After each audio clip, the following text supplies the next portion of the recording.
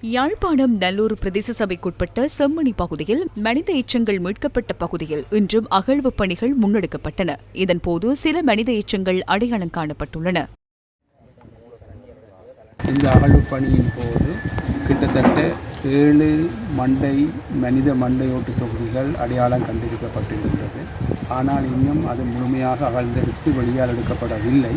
3 மனித ஓட்டு தொகுதிகளுக்கு மேற்பட காணப்பட்டால் அது புதைகுழி என்ற வரைவிலக்கணத்துக்குள் அறிவிக்கப்பட இருக்கின்றது.